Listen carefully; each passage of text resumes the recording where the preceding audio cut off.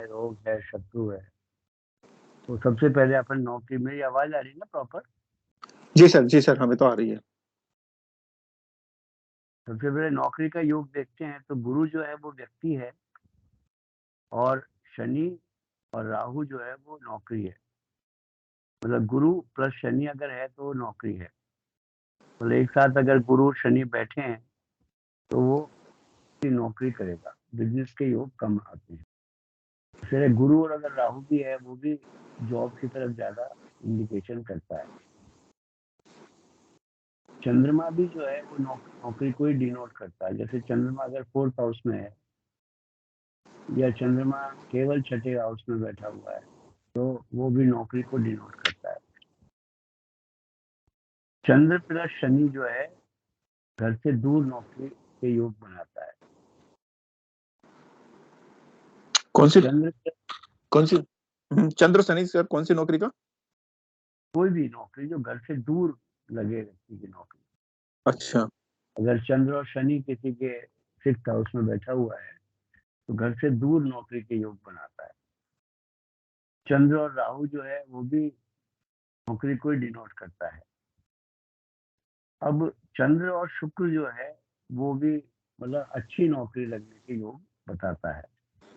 लेकिन व्यक्ति हमेशा दूसरे के पर आश्रित होकर काम करेगा। मतलब वो जैसे दास प्रथा होती है ना, उस तरह की जॉब में। मतलब सेल्फ उसका कोई भी मजदूर नहीं होता उस नौकरी में। केवल उस नौकरी में उसको मतलब फर्स्ट पोजीशन नहीं मिलती, केवल नौकरी करता है। तो चंद्र पे शुक्र है, लेकिन अच्छी नौकरी मिलेगी। अब शुक्र और राहु जो है वो भी नौकरी को ही डिनोट करता है। अब देखिए व्यक्ति की फर्स्ट नौकरी कब लगेगी। अगर पहली नौकरी अगर आपको किसी की देखनी हो, तो कुंडली का शुक्र और उस पर शनि का गोचर अगर आ जाए तो वो पहली नौकरी का योग बना देता है। मतलब कोई भी नौकरी का अगर योग देखना है, किसी की फर्स्ट नौकरी का योग देखना है, तो शुक्र के ऊपर से शनि का ट्रांजिट अगर आता है तो वो नौकरी के योग बना देता है। दूसरा, जन्म कुंडली के शुक्र से गोचर का शनि यदि साथ बैठे या नाड़ी लिंक बनाए तो भी व्यक्ति की नौकरी लग जाती है। और इसी तरह मैंने बताया था कि फार्मूला जो है शनि को समय को छोटा करने के लिए, सबसे पहले अपन गुरु को देखेंगे ताकि ईयर का पता लग जाए। उसके बाद सूर्य को देखेंगे, उसके बाद चंद्रमा को देखेंगे, उसका गोचर देखेंगे, तो अपन को एग्जैक्ट डेट तक पता लग जाएगी इस डेट के आसपास नौकरी लगेगी।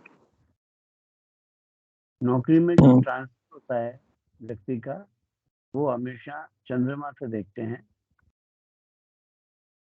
जब कुंडली के चंद्रमा के ऊपर से शनि का गोचर भ्रमण करता है या नाड़ी लिंक करता है तो व्यक्ति का ट्रांसफर हो जाता है। और वैसे ही वो समय को छोटा करने के लिए पहले गुरु देखिए, उसके बाद सूर्य देखिए। मुकेश जी कुछ आवाज आ रही है, म्यूटेड ना, हवा की है शायद।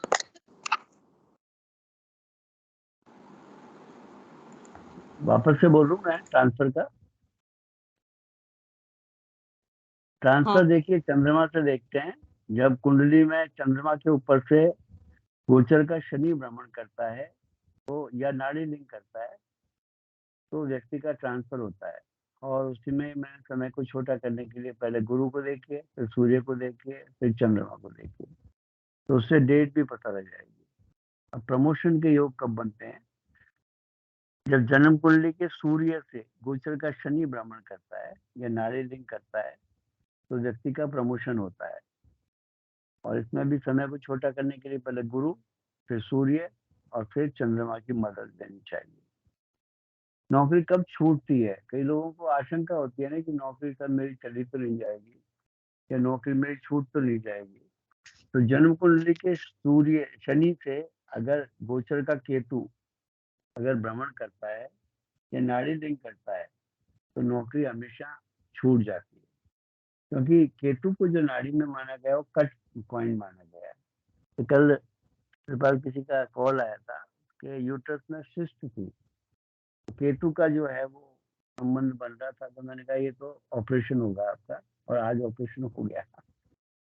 तो इस तरह के उसमें अगर केतु अगर उसमें कहीं भी आ गया शनि के ऊपर से, अगर मतलब ये बीमारी के लिए मैं अभी आगे बताऊंगा आपको, अलग अलग बीमारियों के बारे में बताऊंगा, लेकिन केतु का अगर कहीं भी अगर कॉम्बिनेशन बन गया तो व्यक्ति को वो कट कर देता है, वो नौकरी को छूटने के योग बना देता है। जन्म कुंडली का केतु प्लस गोचर का शनि, ये नौकरी छूटने का योग है। और इसको गुरुजी इसी तरह गुरुजी चेक करने केतु के के लिए, ऊपर शनि का ट्रांजिट या शनि के ऊपर केतु का ट्रांजिट? नहीं, जन्म कुंडली के शनि से गोचर का केतु, अच्छा ठीक है। केतु का गोचर देखना चाहिए, उसका भ्रमण अगर हुआ है तो या नाड़ी लिंक करता है तो नौकरी छूटती है। ठीक है कुंडली में शनि से देखते हैं ना नौकरी, जी और जी जी गोचर का केतु अगर भ्रमण करता है, जैसे जी केतु जी अभी जी कौन सी राशि में है? केतु अभी केतु अभी थर्ड राशि, तुला में है। हाँ तुला राशि में। तो अगर तुला का अगर कहीं भी संबंध बन गया, जैसे किसी की जन्म कुंडली जो है वृषभ लग्न की है, तो 6th हाउस का जो लॉर्ड बना वो केतु, वो शुक्र बना, ये तुला बना, गुरुजी और तुला पे अगर वहां पर ऑलरेडी शनि बैठा हुआ है और वहां पर अभी केतु का ट्रांजिट चल रहा है, तो ऐसे में नौकरी छूटने के योग बनेंगे, है ना। अब कन्या में जाएगा, जिसका शनि कन्या में होगा छठे घर में, तो फिर उसको जॉब चेंज होगी उसकी फिर। जी केतु जी जी ठीक ठीक है। ठीक है। तो ये है, इसको भी अगर बिल्कुल अपन को समय को छोटा करना है तो वो पहले गुरु का ट्रांजिट देखो, गुरु के बाद सूर्य का देखो, और सूर्य के बाद चंद्रमा का देखो, तो अपन को डेट भी पता लग जाएगी। और अगर देखिए इसमें एक और चीज है, जैसे नौकरी तो छूटती है, लेकिन अगर वहां पर गुरु भी साथ में बैठा हुआ है, अगर शनि के, तो इज्जत के साथ छूटेगी, नहीं तो बड़ी खराब तरीके से नौकरी छूटती है। लेकिन अगर गुरु का कहीं कहीं संबंध बन गया, नाड़ी लिंक बन गया, या वहां पर साथ में बैठा हुआ है, तो व्यक्ति को इज्जत के साथ नौकरी छुड़ाएगा। ठीक है गुरुजी मेरे ऐसे ही है, मेरा शनि और गुरु जो है छठे घर में है, कन्या जी। में। हाँ, तो वो अगले साल आपको दिक्कत आएगी, जब ये जब केतु का वो आएगा ना, जॉब चेंज होगी ना उस समय। ट्रांजिट होगा, उस समय चेंज होगी, लेकिन शांति से करेगा वो काम। हाँ शांति से जब गुरु आप, बैठा हुआ। हाँ, क्योंकि गुरु मेरा का संबंध जब बन जाता है, या नाड़ी लिंक भी बन जाए, 6th में हो या 7th में हो, तो अभी वो अच्छी तरह जॉब को छुड़ाता है, मतलब तकलीफ नहीं देता। मेरा सूर्य भी छठे घर में ही है। अच्छा, तो गवर्नमेंट जॉब के भी चांस बने थे क्या आपके, या नहीं फिर बने नहीं, आपने अच्छी कभी नौकरी ट्राई नहीं करी? किया। कभी अच्छी नौकरी है पर कभी ट्राई नहीं किया मैंने। हाँ, देखिए मैं आपको एक चीज बताता हूँ, सूर्य जी का जो 6th हाउस और 12th हाउस बहुत अच्छा जगह है नौकरी के हिसाब से बता रहा हूँ। अगर 6th हाउस में किसी का सूर्य है या 12th हाउस में सूर्य है, मतलब अगर सूर्य की दृष्टि पड़ गई, सप्तम दृष्टि, तो ऐसे व्यक्ति की जॉब बहुत अच्छी जगह होती है। मेरा उदाहरण है, मेरा 12वें स्थान में सूर्य है, तो मैंने हमेशा फर्स्ट पोजीशन पर काम किया, मैंने कभी भी किसी भी एमएनसी ग्रुप में सेकंड पोजीशन पर नहीं काम किया। तो ये सूर्य जो है 12th हाउस में या 6th हाउस में बहुत अच्छी सर्विस दिलाता है, बहुत अच्छी जॉब दिलाता है। गुरुजी मेरे जो छठे घर में तीनों बैठे हुए हैं, सूर्य शनि और जुपिटर, और इनका हाँ नाड़ी लिंक सभी ग्रहों से है। जी जी। पांचवें में मेरा वो है मून है, चंद्रमा है, और चौथे में राहु मंगल है, और सातवें में मरकरी और वीनस है। हाँ, पे नाड़ी लिंक भी बना। सारा नाड़ी सबसे नाड़ी लिंक है छठे घर का। जी सर बोलिए। सर मैं ये पूछ रही थी कि जैसे शनि उच्च का है तुला में अभी, और अभी केतु वहां पे भ्रमण कर रहा है, तो क्या यहाँ पर भी शनि उच्च के होने के बाद भी केतु जॉब छूटने के लिए करेगा? 100%। देखिए उच्च और नीच का प्रभाव नाड़ी में बिल्कुल नहीं है। नाड़ी में अगर उच्च और नीच का प्रभाव, मतलब बहुत रेयर कंडीशन में काम करता है, लेकिन नहीं काम करता। और रिट्रोग्रेड तो नहीं है वो, शनि रिट्रोग्रेड तो नहीं है। सर शनि शनि रिट्रोग्रेड तो नहीं है, मतलब वक्री तो नहीं है। नहीं सर, नहीं सर, नहीं नहीं। अच्छा, तो वो जॉब को छुड़ाएगा। लेकिन गुरु से कोई लिंक बनाए क्या? मतलब गुरु से या 12 का नहीं लिंक बनाओ या 2 का लिंक बनाओ या 5 का लिंक बनाओ गुरु या से 7 का लिंक बनाओ, लिंक बनाओ। गुरु हैं? सर 2-12 का लिंक है, गुरु 2-12 का लिंक है गुरु के साथ। हाँ, तो ये अच्छी बात है। नहीं, जॉब तो छूटेगी, लेकिन आप खुद जॉब छोड़ोगे या वो शांति से जॉब छुड़ाएगा? मतलब आदमी को अच्छे वे में जॉब छुड़ाता है, इज्जत से जॉब छुड़ाता है वैसे। और लेकिन हो सकता है कहीं ट्रांसफर हो जाए, ऐसा भी योग बनता है ना। अब देखिए, जन्म कुंडली का जी सर, छठा भाव 10वां थैंक भाव यू। जो है, वहाँ गोचर का केतु भ्रमण करता है तो भी नौकरी छूट जाती है। छठा और 10वें भाव से गोचर का केतु अगर भ्रमण करता है तो भी नौकरी छूटने के योग बनते हैं। और जन्म कुंडली के दशमेश के ऊपर से अगर केतु का भ्रमण होता है तो भी जातक की नौकरी छूट जाती है। मतलब दशम भाव का जो स्वामी है उस पे से भी अगर केतु का भ्रमण करता है तो भी ये नौकरी छूटने के योग बनते हैं। व्यक्ति की नौकरी जो है 2, 6, 11 की दशाओं में हमेशा लगती है। ट्रांसफर जो है वो 3, 10, 12 की दशा में होता है। प्रमोशन जो है वो 10, 6, 10 और 11 की दशा में होता है। नौकरी जो छूटती है 1, 5 और 9 की दशा में छूटती है, या 5 और 8, 12 की दशा में छूटती है। अब देखिए कर्ज के योग, तो व्यक्ति, क्योंकि ये छठा भाव जो है कर्ज का भाव भी है, व्यक्ति जो कर्ज लेता है वो 2, 6 और 11, मतलब 2 क्या है, धन है। आपका संचित धन जो है वो 2 से देखते हैं, 6 जो है वो कर्जा है और 11 जो है वो लाभ है।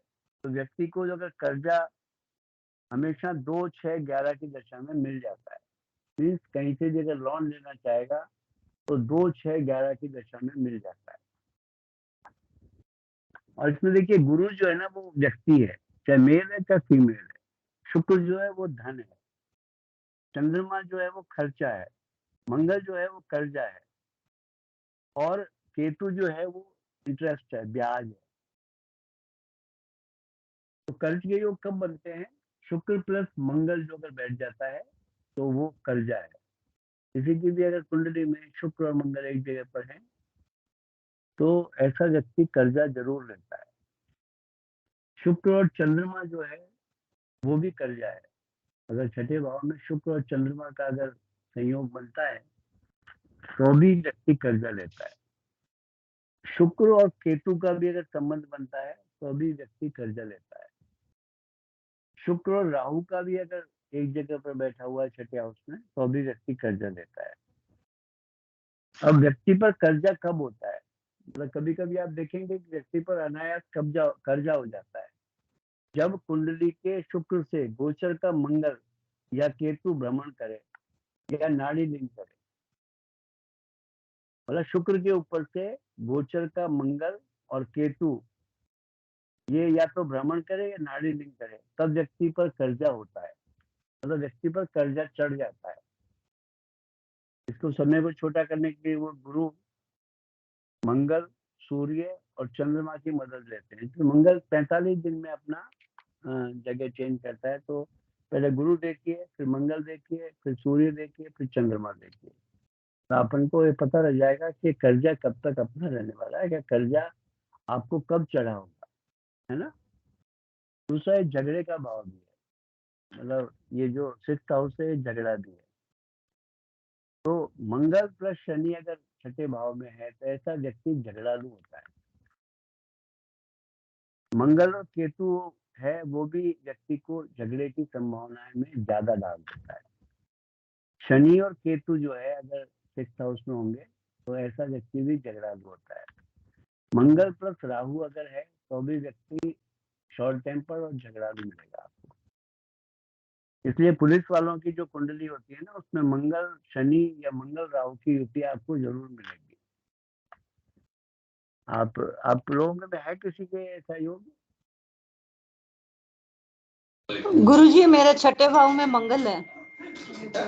मंगल के साथ केतु हो या राहु हो या शनि हो, नहीं। हाँ, तो वो झगड़े की प्रवृत्ति को बना देता है। अच्छा। अब झगड़ा कब होता है? व्यक्ति का झगड़े की संभावना कब बनती है?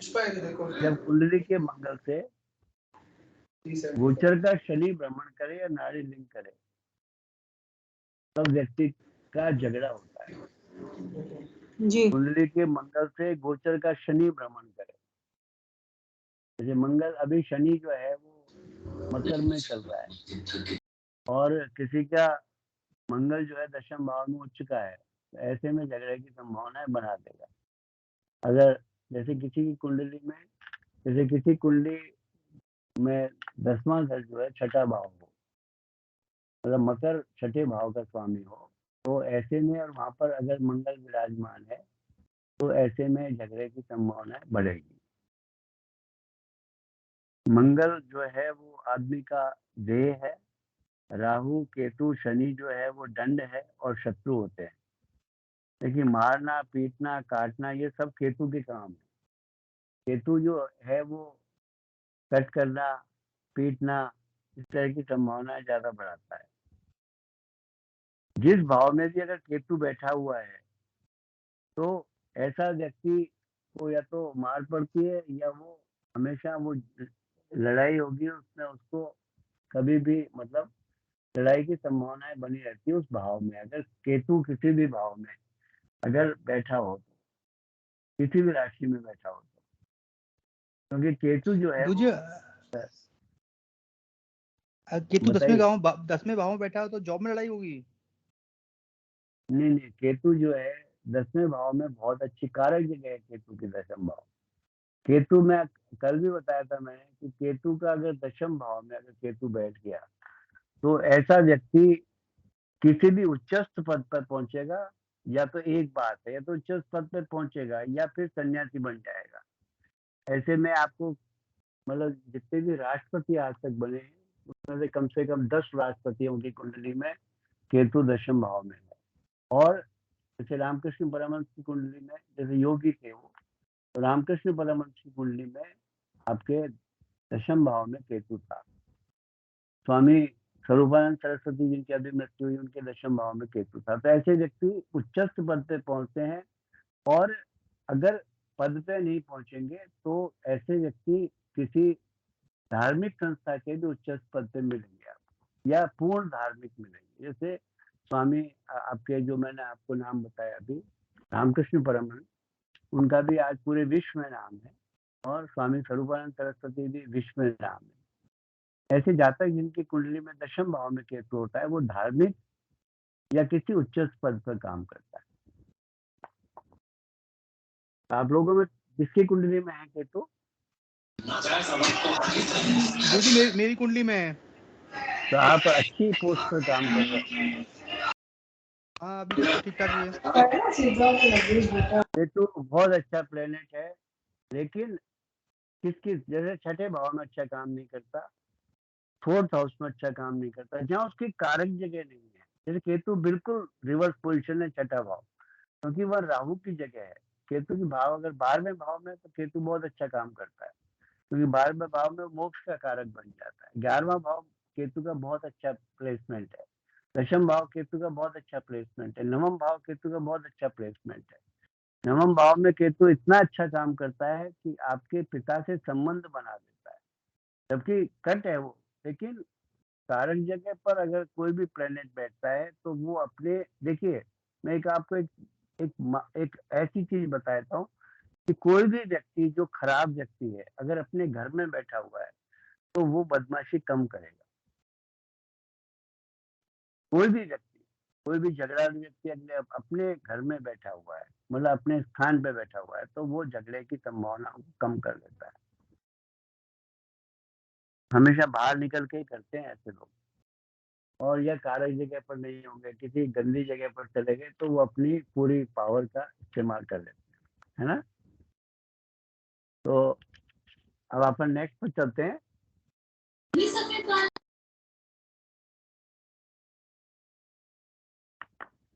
जैसे झगड़े के युद्ध के कारक जो हैं वो शनि प्लस केतु है।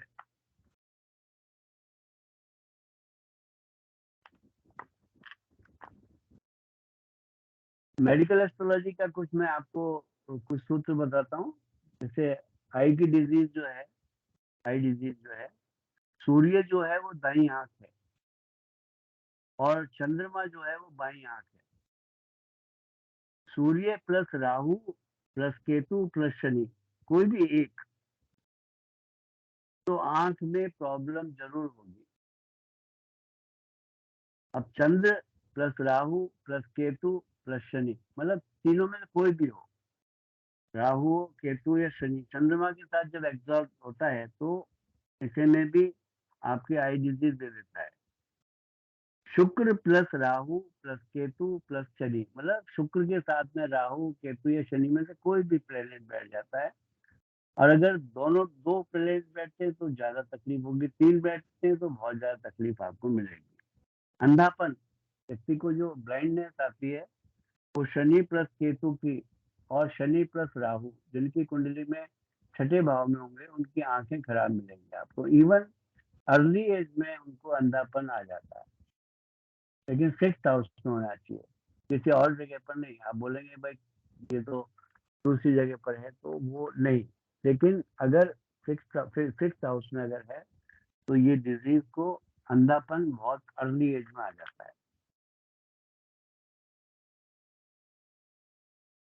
देखिए एक और सूत्र है, सूर्य एक साथ अगर शनि राहु या शनि केतु के साथ पीड़ित हो जाए तो भी जातक को अंधापन दे देता है।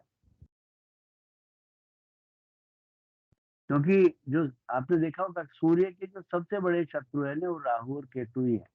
मतलब इसके साथ अगर सूर्य के साथ में ये बहुत बड़े दुश्मन है, राहु और केतु और शनि, ये अगर एक साथ बैठ जाते हैं तो ये अपने वैसे भी एक, अगर वैदिक में जाते हैं तो ये पितृदोष का कारण भी बनता है कि जिसकी कुंडली में, और वो अलग अलग दोष हैं, पितृदोष जो है वो कई तरह के होते हैं, और उसमें कौन सा दोष है, किस तरह का दोष है, उसके अकॉर्डिंग, मतलब सूर्य के राहु केतु और शनि जो है ये सबसे बड़े इसके शत्रु हैं। तो ऐसे में भी ब्लाइंडनेस जो है वो आने की संभावना रहती है, क्योंकि सबसे बड़ी चीज क्या है कि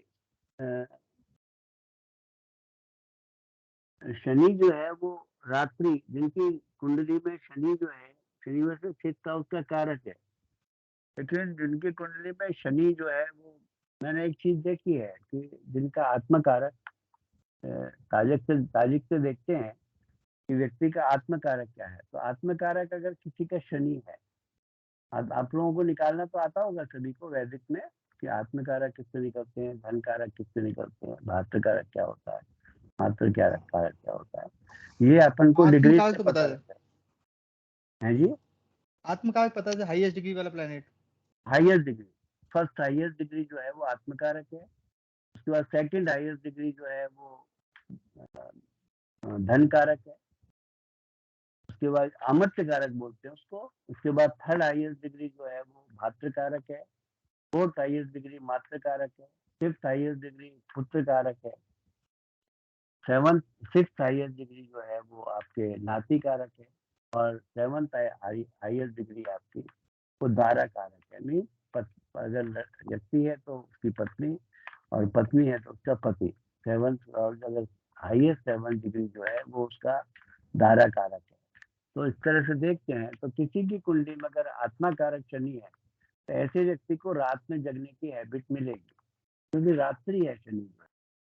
शनि जो है थोड़ा सा, मतलब शनि के इसलिए उपाय जो हैं वो हमेशा रात्रि में किए जाते हैं, सूर्यास्त के बाद किए जाते हैं। सूर्य के साक्ष में केवल 2 ही ग्रह ऐसे हैं जिनको सूर्य के साक्ष में कभी भी उपाय नहीं करने चाहिए, एक सूर्य, एक शनि है और दूसरा मंगल है। ये दोनों के उपाय जो है हमेशा सूर्यास्त के बाद करने चाहिए, तो अच्छा फल मिलता है उसका, और उसमें भी अगर उसी प्लेनेट की होरा में करते हैं तो उसके रिजल्ट बहुत अच्छे मिलते हैं। और किसी भी ग्रह की होरा जो है 3 बार आती है दिन में, एक सुबह आती है, सूर्योदय होता है, सूर्योदय होता है तब से होरा स्टार्ट होती है, जिस दिन की होरा होती है उसी दिन की होरा से स्टार्ट होती है। उसके बाद सेकंड होरा जो है उसके 8 घंटे बाद आती है, उसके बाद फिर 8 घंटे बाद तीसरी होरा आती है, और 3 होरा में वो प्लेनेट जो है वो प्रचंड होता है, तो उसमें अगर कोई उपाय किए जाते हैं तो बड़े अच्छे फल देते हैं। तो देखिए, रात्रि जो है वो शनि है और केतु जो है वो इसके राहु और केतु जो है ये मतलब एक तरीके से इन जैसे राहु के केवल राहु के राहु जो है वो सर है और केतु जो है पूंछ है। तो ये जो है ये भी अगर किसी की कुंडली में सूर्य के साथ में अगर शनि के साथ में राहु केतु का अगर ये बन जाता है तो ऐसे व्यक्ति को अंधापन आने के पूरे चांस रहते हैं। अब कान की डिजीज कैसे आती है? कान नाड़ी में बुध से देखते हैं, तीसरे से दाया और 11वें से हमेशा बायां देखा जाता है। मतलब अगर थर्ड हाउस में अगर बुध तो दाया कान और 11वें में अगर है तो बायां कान। तो बुध के साथ में अगर राहु या केतु या शनि का अगर संबंध बन जाता है या साथ बैठे होते हैं तो ऐसे व्यक्ति को कान की डिजीज मिलेगी।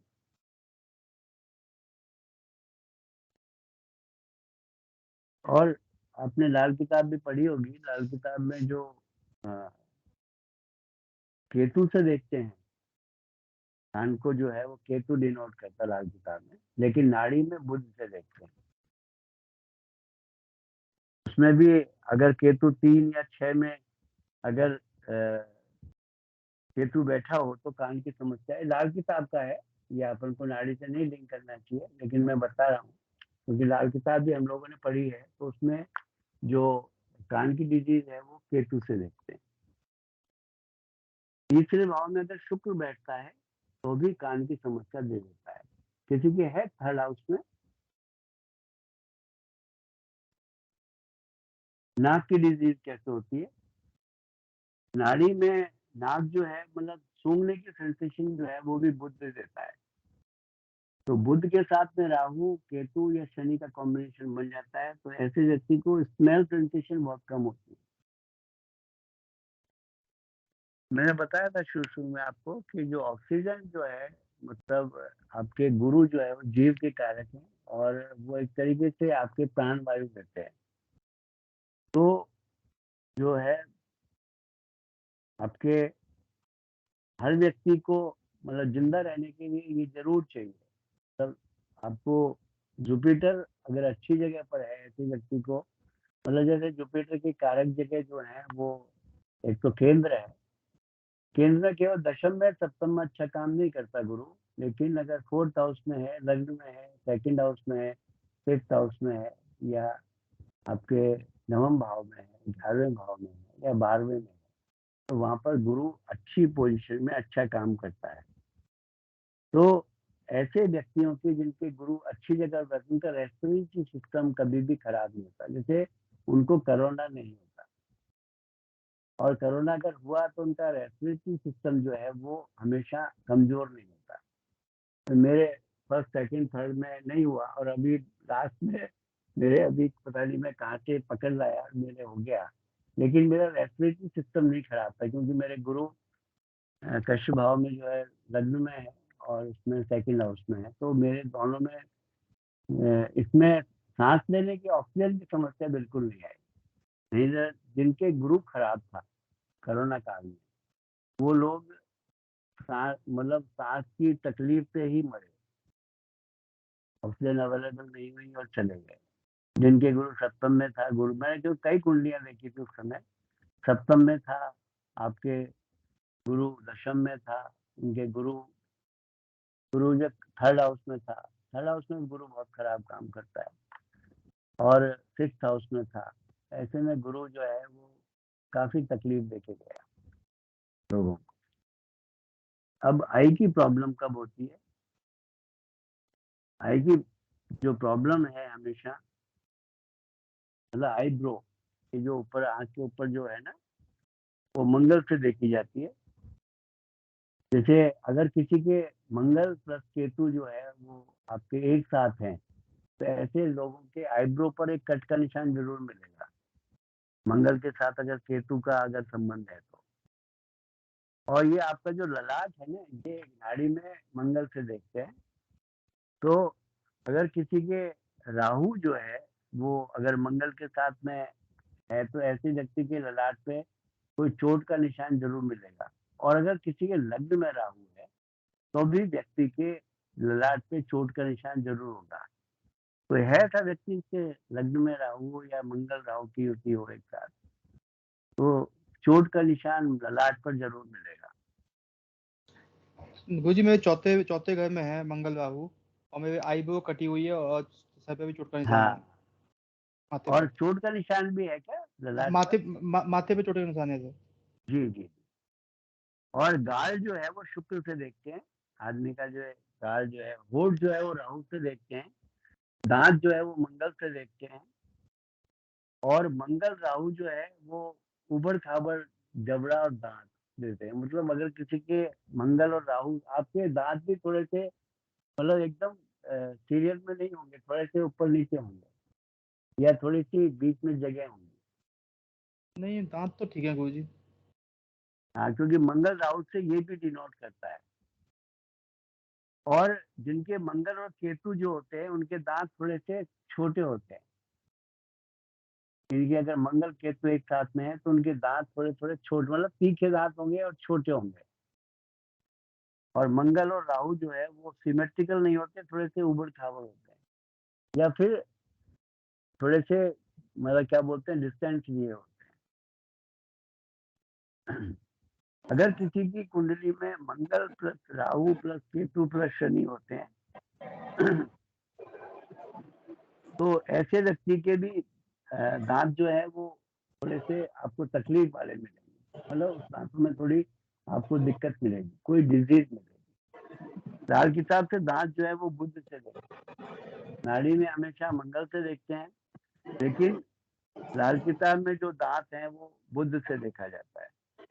और थोड़ी जो है नाड़ी में राहु से देखी जाती है। तो एक और मैं सिद्धांत बताता हूँ आपको। ये जो लोग, कई लोग ये बिहर रखते हैं ना, ये देखिए ये जो लोग बिहर रखते हैं उनकी कुंडली में हमेशा 5th हाउस या कोई दाढ़ी रखता है तो 5th में या 6th में राहु मिलेगा।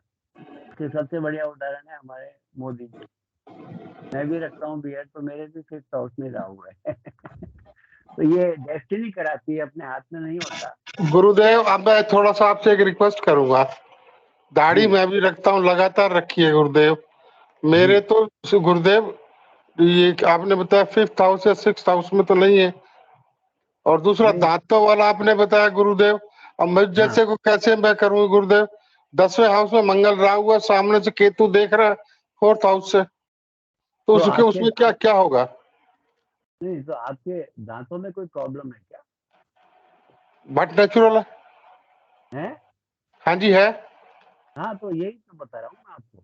नहीं नहीं, मैं अगर गुरुदेव राहु, मतलब मैं इसको मंगल को राहु से कनेक्ट करूंगा या केतु से कनेक्ट करूंगा, ये पूछना चाह रहा हूँ मैं। केतु से होंगे तो आपके केतु का दृष्टि नहीं, मैं इसके साथ में बता रहा हूँ। अगर साथ में बैठे हो तो अच्छा, दांतों साथ है। में प्रॉब्लम मिलेगी। और अगर केतु अगर साथ में होगा मंगल के तो दांत छोटे होंगे।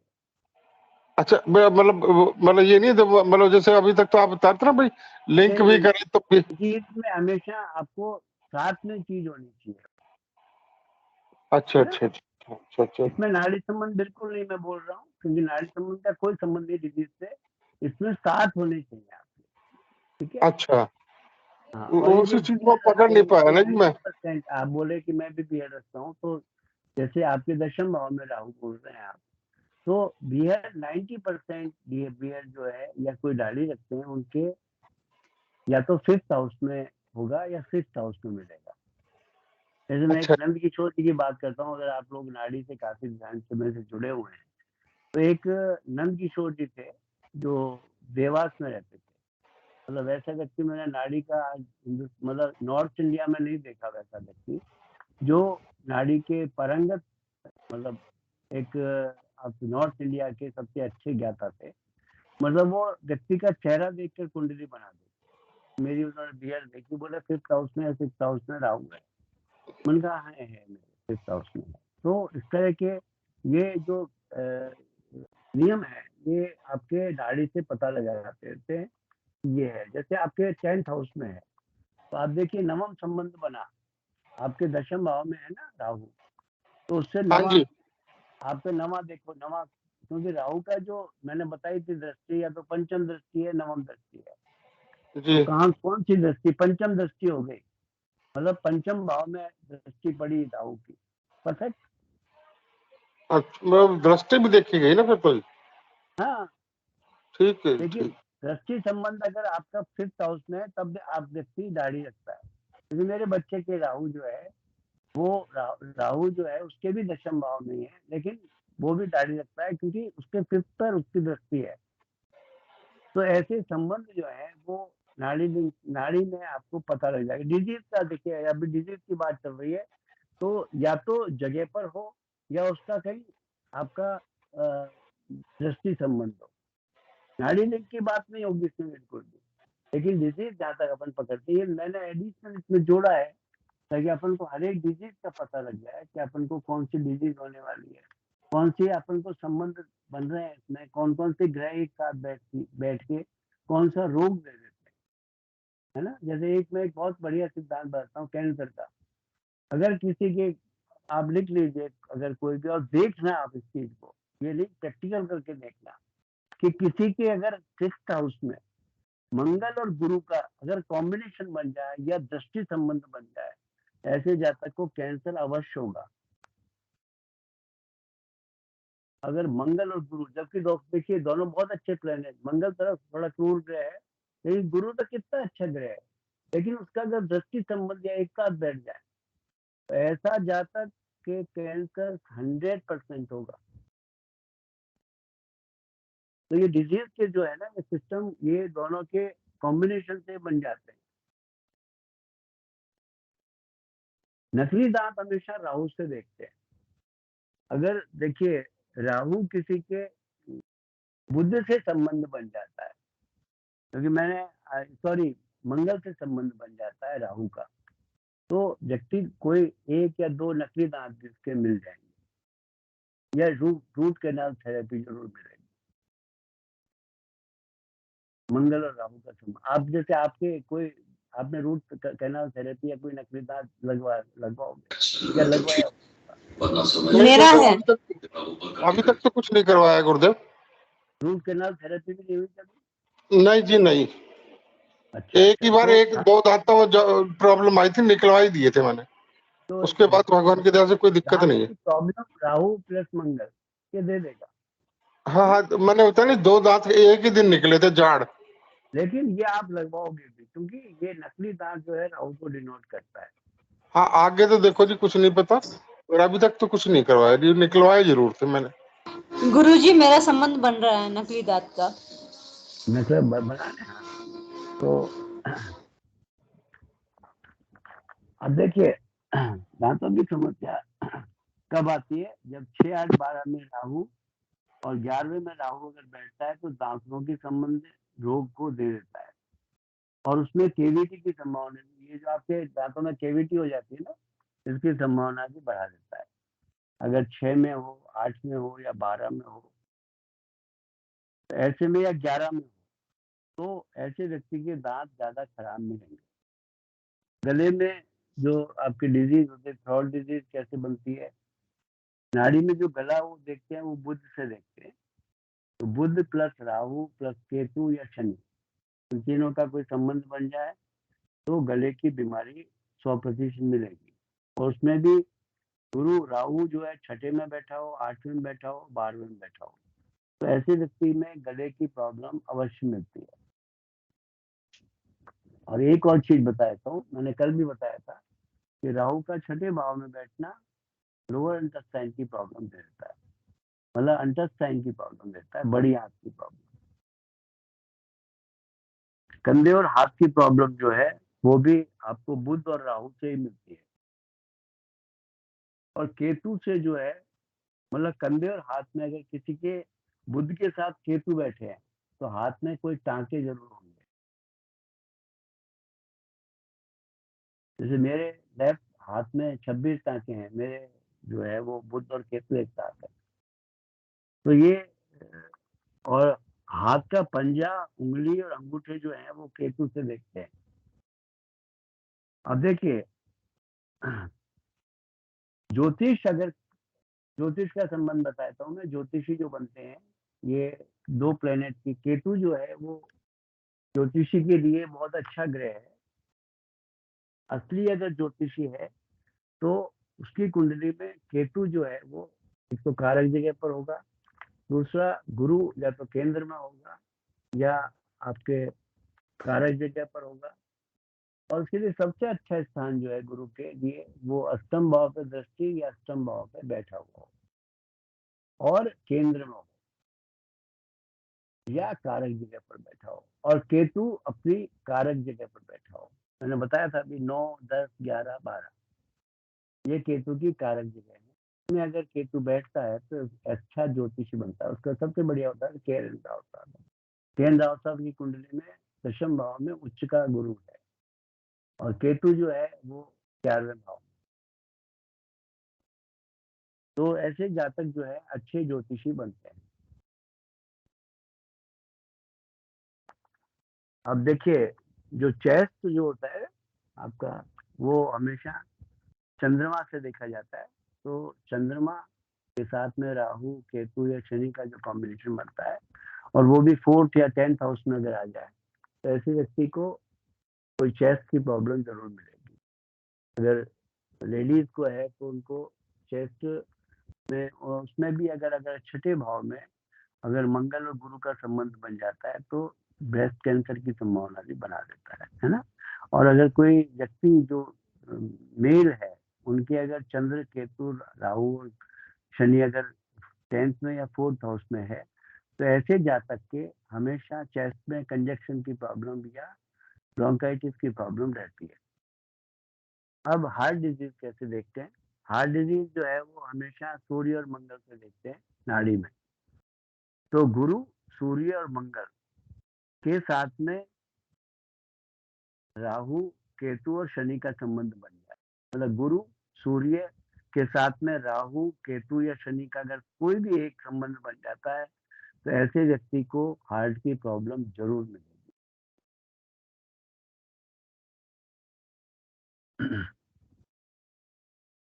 अब ऐसे में अगर अपन कोई लड़की की, लेडीज की अगर कुंडली देखते हैं, तो उसमें जो गुरु की जगह अपन शुक्र को भी देख सकते हैं। वैसे तो मैंने बताया था कि गुरु जो है वो दोनों को डिनोट करता है, जेंट्स को भी और लेडीज को भी। लेकिन शुक्र की कंडीशन भी, लेडीज की कंडीशन में शुक्र को भी, अगर शुक्र के साथ में सूर्य का संबंध, मंगल का संबंध या राहु, केतु और शनि में से कोई भी एक ग्रह का संबंध बन जाता है, तो हार्ट डिजीज मिलेगी। पेट की बीमारी कैसे मिलती है?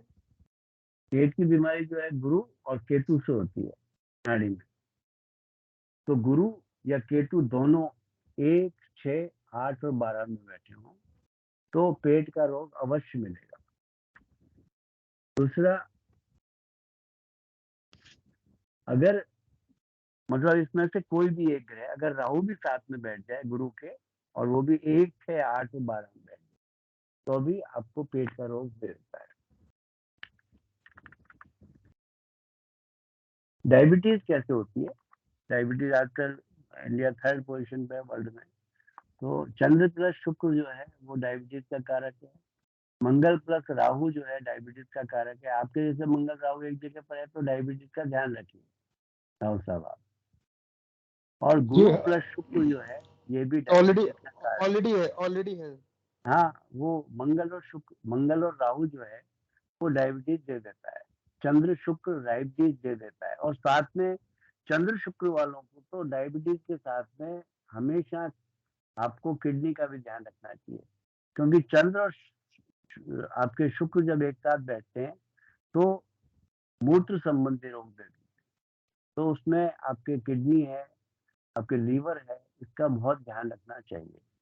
मैंने अभी एक कुंडली, आज ही मैं एक कुंडली देख रहा था, कानपुर की थी, नहीं सॉरी नागपुर की बच्ची के संबंध बन रहा था, तो उसके किडनी एक ही थी और क्रिएटिनिन जो है वो 2 के आसपास था, जबकि क्रिएटिनिन की जो हाईएस्ट जो वैल्यू है वो 1 है। तो ऐसे में बहुत ध्यान रखना चाहिए। जिनके चंद्र और शुक्र एक जगह पर है उनको किडनी का भी ध्यान रखना चाहिए डायबिटीज के साथ में, क्योंकि डायबिटीज का रोग जो आगे चल के किडनी को भी डैमेज करता है, आंखों को डैमेज करता है। तो ऐसे में बहुत ध्यान रखना चाहिए। अब किडनी का रोग पे मैं आता हूँ। मंगल शुक्र की से और तुला राशि से वह सप्तम भाव में, तुला राशि में मंगल शुक्र एक साथ होते हैं तो ऐसा जातक इस बीमारी से पीड़ित रहता है। मंगल और शुक्र ये दोनों अगर सप्तम भाव में और तुला राशि में बैठे हो तो किडनी का रोग अवश्य मिलेगा। और चंद्र और मैंने बताया था शुक्र एक साथ में हो तो भी ये किडनी का रोग दे देता है। दूसरा, मंगल और शुक्र 6, 8, 12 में अगर बैठ गया या कोई दृष्टि संबंध बन गया तो भी किडनी का रोग दे देगा। कमर या पीठ का दर्द जो है वो नाड़ी में केतु से कमर का दर्द देखते हैं तो सूर्य से अगर संबंध बन जाता है केतु का और उसमें तो अगर नाड़ी संबंध भी बन गया तो व्यक्ति को पीठ का रोग दे देता है, मतलब बैक प्रॉब्लम। और उसमें भी 3, 6, 8, 12 में अगर ये केतु बैठ जाता है अगर सूर्य के साथ में तो भी आपको कमर का दर्द मिलेगा। अगर नवम भाव में कोई पापक ग्रह बैठे हो तो भी आपको कमर का दर्द दे देगा। पापक ग्रह कौन कौन से हैं? मंगल है, राहु है, केतु है, शनि है। ये पापक ग्रह की उसमें आते हैं तो इसमें भी आपको पीठ का रोग मिल जाता है। आपको एक और चीज पता है या नहीं है मुझे, अगर जैसे अपन थोड़ा सा हटके मैं एक चीज बता रहा हूँ आपको कि जो आपके पितृदोष देखते हैं हमेशा, पितृदोष में नवम भाव जो है, नवम भाव का जो कारक है या नवम भाव में नवमेश जो है वो पीड़ित अगर होता है वो भी पितृदोष का कारण बनता है। तो नवम भाव जो है, क्योंकि नवम भाव देखिए 9th हाउस जो है आपका पिता का भाव ही है, तो वो 9th हाउस अगर नवमेश अगर पीड़ित है तो भी पितृदोष का कारण बनता है। वैसे तो हमेशा पितृदोष जो देखते हैं, राहु का सूर्य से संबंध बन जाए, केतु का सूर्य से संबंध बन जाए, शनि का सूर्य से संबंध बन जाए, लेकिन उसके साथ साथ नवम भाव को भी देखना चाहिए कि वो पीड़ित तो नहीं है। ठीक है, थोड़ा सा इससे हटके है तो मेरे को ध्यान आया तो मैंने बता दिया। ये दृष्टि संबंध बन जाए इकट्ठे बैठे गुरुदेव? कहाँ पर? नहीं, इकट्ठे। अच्छा, इकट्ठे बैठे तो हमेशा आपको जो पितृदोष मिलता है इकट्ठे बैठने पर मिलता है। सूर्य के साथ राहु बैठा हो पितृदोष, सूर्य के साथ केतु बैठा हो पितृदोष, सूर्य के साथ शनि बैठा हो पितृदोष। लेकिन उसके साथ साथ नवमेश को भी देखना चाहिए, वो पीड़ित तो नहीं है। तो अब गुरुदेव मेरा नवमेश जो बुध है जी वो बैठा है जाकर के 12वें भाव में, तो खराब जगह पर है। हाँ हाँ हाँ। तो सूर्य कहाँ पर है? सूर्य भी वहीं पर है ना जी। और उसके साथ में और कौन सा प्लेनेट है? बस यही 2 है सर। और ये जो बुध है ये वक्री भी है और अस्त भी है। हाँ, तो देखिए वक्री होना तो अच्छी बात है। वक्री में तो आपको 11वें का फल दे रहा है, हाँ जी 12वें का फल भी दे रहा है, 11वें का फल भी दे रहा है, जी। लेकिन ये पितृदोष का कारण बनता है। नवमेश अगर पीड़ित है तो भी पितृदोष बनता है। ये आज नोट कर लें आप लोग कि हाँ मैं पढ़ाता हूँ पितृदोष की। तो पितृदोष जो है वो 14 तरीके के होते हैं, लेकिन ये भी एक पितृदोष का कारण है। ठीक है, हाँ। तो ये बुध से बना ना जी ये तो? जी बुध से नवमेश अगर पीड़ित है, और देखिए आपको नवमेश अगर पीड़ित है तो भी पितृदोष बनता है।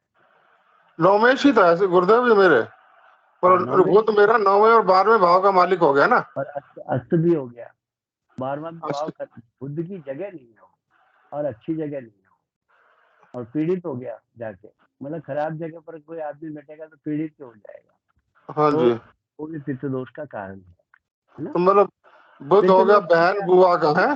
पितृदोष में क्या होता है कि पितृदोष जो है 14 तरीके के अपने अगर देखते हैं तो ऋण भी होते हैं, तो पितृ ऋण बोलते हैं, भातृ ऋण बोलते हैं, मातृ ऋण बोलते हैं। तो ये पितृदोष भी 14 तरीके के होते हैं। उसमें अलग अलग वो होते हैं कि अलग अलग क्या कराना चाहिए, कोई बहुत बड़ा सब्जेक्ट है। लेकिन पितृदोष जरूर शांति करानी चाहिए। और पितृदोष के लिए पूरे हिंदुस्तान में केवल 3 जगह है, चौथी जगह नहीं है। पितृदोष के लिए गया जी है, जाया गुरुदेव, गया जी तो जाया, मैं गया, मैडम गया, मेरी मम्मी गई। जी जी। एक सिद्धपुर है, उसकी भी एक प्रक्रिया है, आपने वो किया होगा शायद। एक सिद्धपुर है और तीसरा आपके पुष्कर है। 3 जगह है। जैसे आपके जो किसी के कालसर्प दोष है, उसके भी पूरे हिंदुस्तान में सिर्फ 3 जगह है। एक त्र्यंबकेश्वर है, एक उज्जैन है और एक चाणोद है। इसके अलावा चौथी जगह नहीं है। अगर कोई भी कराता है तो चौथी जगह उसको प्रभाव नहीं। सर पितृदोष के लिए ये बद्रीनाथ के अंदर अपने ब्रह्म कपाल जो जगह है जहाँ पे ब्रह्मा जी का 5वां सिर है ना, पे ऐसा बोलते हैं कि हाँ। ब्रह्म कपाल में कराने से भी सभी उसको मुक्ति मिलती है और ये बिल्कुल परफेक्ट चीज है। लेकिन वो इतनी दूर कौन जाएगा? ब्रह्म कपाल आपके इंडिया का लास्ट कॉर्नर है। माना एक जगह है, माना उसके पास है ब्रह्म कपाल। मैं जाके आया हूँ बद्रीनाथ के मैं तो आगे गुरुदेव गया था, गया जी, तो यहाँ से सुबह 4 बजे घर छोड़ा मैंने, 5:30 बजे फ्लाइट पकड़ी और फिर वहां से पटना उतर के और फिर उसके बाद गए वहां पे। गया जी कुछ भी नहीं खाया था, कुछ भी, और वहां जाके पूरी प्रोसेस पूजा में शाम के बज गए 5 बज गया, बढ़िया वाला भूखा। एक चीज बता देता हूँ जी, 5 मिनट का समय लूंगा आप लोगों से। जब कोई अपन पितृ की शांति कराने जाते हैं, उसके लिए सबसे बड़ी प्रक्रिया है कि एक सफेद कपड़ा अपनी देहली पर बिछाते हैं, एक व्हाइट कपड़ा देहली पर बिछाते हैं, उसमें 3 मतलब जितने भी आपके, देखिए 3 पीढ़ी में पितृदोष आते हैं। एक आपके पिता अगर जिंदा नहीं है तो, एक आपके दादा और एक आपके परदादा। कोई भी व्यक्ति को 3 का पितृदोष मिलता है तो 3 मुट्ठी मतलब 9 मुट्ठी अपन उसको चावल जो है उसमें बेली पर रख के और बाहर एक दिया जलाते हैं उसका, आपके सरसों के तेल का, और फिर उस मूर्ति को ले जाके पूरे घर में घुमाते हैं और उसकी एक टिकट बुक होती है। अगर आप ट्रेन से जाएं तो उसकी एक टिकट बुक होती है, आप अगर फ्लाइट से जाते हैं तो उसकी एक टिकट बुक होती है। फिर वो जाते हैं, मतलब वो अपने साथ में चलते हैं और वो फिर वहां पर जाके शांति होती है, चाहे नारायण बलि हो, चाहे आपके पितृदोष शांति हो, लेकिन ये प्रक्रिया है। मैं गुरुदेव ऐसा तो कुछ नहीं किया था। हाँ वो मैं बता रहा हूँ। चलिए अब अगर अपन आगे चलते हैं, चर्म रोग कैसे आता है तो ये अपन आज यहीं खत्म करेंगे क्योंकि बहुत लंबा है, बहुत ज्यादा है। आपको किसी को कोई डाउट है तो पूछिएगा। बहुत सारी डिजीज हैं, मैं सभी डिजीज को एक डिजीज को अच्छी तरह डिफाइन करूंगा तो आप लोगों को अच्छा रहेगा। गुरुदेव एक तो कारकत्व वाली लिस्ट भेज दें तो बड़ी मेहरबानी होगी आप। हाँ मैं भेज दूंगा, बिल्कुल भेज दूंगा, आज भी डाल दूंगा। हाँ, क्योंकि गुरुदेव उसके बगैर पकड़ना मुश्किल होता है, इसलिए नहीं। कोई दिक्कत नहीं है, आज ही भेज दूंगा। उसमें सारा वो भी क्या डिजीज है, क्या रिलेशन है, क्या है, पूछिएगा। और सर ये रोग से रिलेटेड भी आप सारा डालेंगे ना इसमें? है जी सर रोग से जो आप लिखवा रहे हैं ये भी सारे नोट्स में आप डालेंगे? नहीं, आपको रिकॉर्डिंग सुननी पड़ेगी। बाकी मैं काफी चीजें डालूंगा उसमें, काफी नोट्स डालूंगा उस पे। आज मैं पैकिंग में रहा क्यों, कल की क्लास होगी, फिर मैं 7 दिन क्लास नहीं लूंगा। 26 तारीख को मैं वापस आऊंगा, मैं विपासना में जा रहा हूँ। मैं 26 तारीख से फिर कंटिन्यू क्लास लूंगा, ठीक है। कल क्लास होगी 8 बजे, उसके बाद मैं कल निकल जाऊंगा यहाँ से विपासना में, और मैं 26 से क्लास वापस से होगी 26 से, ठीक है। तब तक आप नोट्स बना लें, वीडियो रिकॉर्डिंग, और मैं कुछ नोट्स आपको डाल दूंगा, आज रात को डाल दूंगा, काफी नोट्स डाल दूंगा मैं उस पर टेलीग्राम पे। और ये विपासना में कहाँ जाएंगे? मैं 7 दिन कोई फोन नहीं, कोई कुछ नहीं। हाँ नहीं वो तो मान गए, कहाँ पे की कौन सी जगह जाते हैं गुरुदेव? अमरावती जा रहा हूँ। अच्छा। पर उसका पांडिचेरी में है ना, का आश्रम है, उसमें जा रहा हूँ, अरविंदो आश्रम में जा रहा हूँ। उनका तो महीने भर का है, 10 दिन का है, मैंने तो कह 6 दिन का लिया है, 7वें दिन तो मैं वापस पहुंच जाऊंगा यहाँ पर, तो 6 दिन का लिया है मैंने, मतलब 7 दिन रहूंगा, 7 दिन सुबह मेडिटेशन करके फिर निकलूंगा। उनका मेडिटेशन है। मेडिटेशन में वो खेचरी साधना सिखाते हैं, भूत शुद्धि सिखाते हैं। उसके बाद वो आपके सूक्ष्म जो आपका जो अंदर जो शरीर है, तो उसको वो पूरा आपको दिखाते हैं कि ये आपका सूक्ष्म शरीर है। इससे काफी बीमारियां ठीक होती हैं। और मैंने देखा है, मैंने खुद में जाकर देखा है, पहले मैं कर चुका हूँ। उससे आपको एक तरीके से वापस से आप चार्ज हो जाते हैं, जैसे अपन मोबाइल को चार्ज करते हैं, तो इस तरह से पूरा व्यक्ति कम से कम 20 साल के लिए चार्ज हो जाता है, अगर आप 10 दिन भी कर लेते हैं। क्योंकि न तो आप किसी से संपर्क में रहते हैं, न किसी से बात करते हैं, पूरा मौन रहना पड़ता है, कुछ भी बोल नहीं सकते आप। और खाना भी उनका बहुत लिमिटेड है, शायद खिचड़ी या दलिया ही देते हैं। सुबह के टाइम में कोई उसका पत्तों का जूस देते हैं। तो इस तरह का है, आप कुछ गलत चीज भी नहीं खा सकते। और एक समय भोजन मिलता है, ऐसा नहीं कि आप पूरे दिन भर खाते रहे। वो बड़ी अच्छी प्रक्रिया है, सभी लोगों को करनी चाहिए, लेकिन नहीं कर पाते। और आप यकीन नहीं होगा, मेरा 91 से कांस्टेंट वेट है। मेरा 91 से न 10 ग्राम बढ़ा, न 10 ग्राम घटा, कांस्टेंट वेट है मेरा। चलिए, किसी को और किसी को कोई चीज पूछनी है तो मुझसे पूछ सकता है।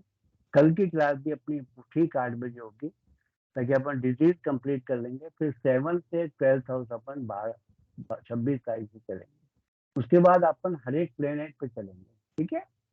तो अभी काफी लंबी क्लास है ये, तो अपन 26 से वापस स्टार्ट करेंगे। तब तक आप नोट्स बना लें, मैं कुछ नोट्स आपको टेलीग्राम पर भेज दूंगा, कारकत पे भेज दूंगा, तो आप उनको याद करें, नोट करें, जैसे आपकी इच्छा हो वैसा करें, तो बहुत मजा आएगा।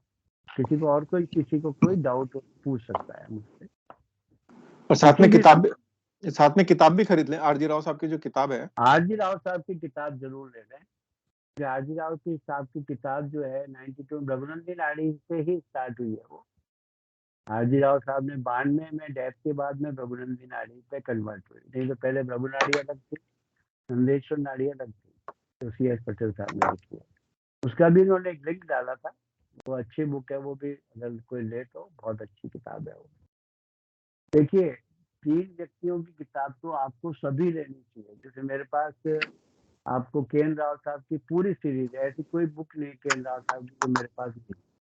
एक CS पटेल साहब की किताबें जितनी भी है सब लेनी चाहिए। इतना अच्छा ज्ञान दिया है उसने जिसकी हद नहीं। उनके अष्टक देख लो, उनकी नवाज देख लो, जबरदस्त बुक है। अब जैसे आरजी राव साहब किताब महंगी किताब है, 1700 रुपए किताब है, लेकिन गजब किताब, इंग्लिश में है। नाड़ी पर सभी इंग्लिश में किताबें हैं। और हिंदी की किताबें लेना भी होगी, क्योंकि हिंदी की किताबों में कोई दम नहीं है।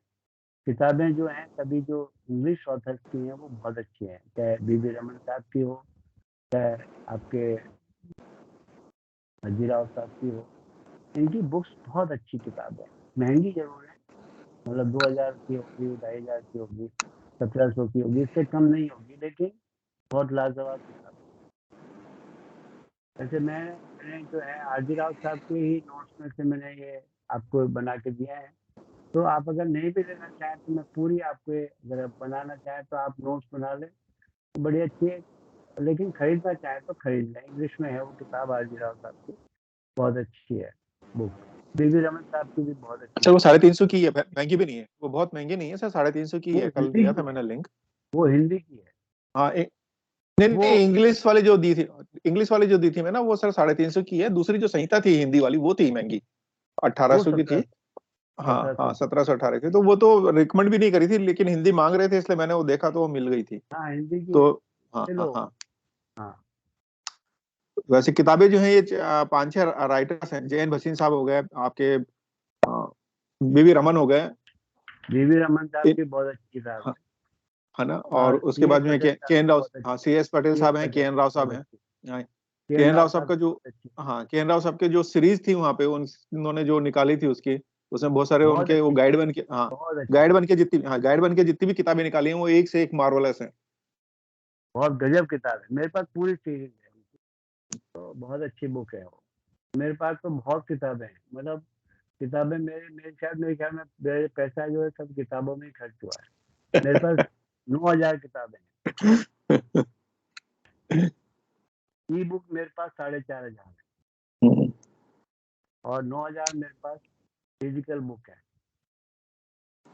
मेरे तो, और मैं पढ़ता ही रहता हूँ। मेरी जो मैं बिस्तर जहाँ सोता हूँ तो मेरे किताबें मिलेगी मेरे आसपास। लेकिन वहाँ कुछ ले जाना अलाउ नहीं है। जहाँ मैं बेपासा में जा रहा हूँ वहाँ कुछ भी अलाउ नहीं है। वहाँ मैं बिल्कुल वो सभी से कट हो जाऊंगा 7 दिन के लिए। बड़ा अच्छा है वो। यदि और किसी को कोई डाउट हो तो पूछिएगा, नहीं तो अपन यहीं पर विराम देते हैं और अपन सब कल मिलेंगे। पता ही है कि गलती हुई है और ये ना